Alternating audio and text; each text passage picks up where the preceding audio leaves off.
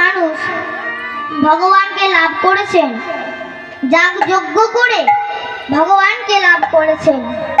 তারপর এলো দাপর যুগ। দাপর যুগের মানুষের আয়ু ছিল 10,000 থেকে একটি শূন্য বাদ দিলে হয় 1,000 বছর।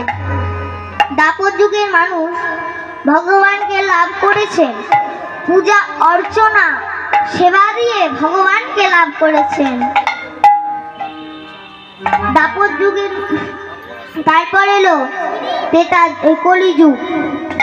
কলিযুগের মানুষের আয়ু ছিল 1,000 থেকে একটি শূন্য বাদ দিলে হয় 100 বছর।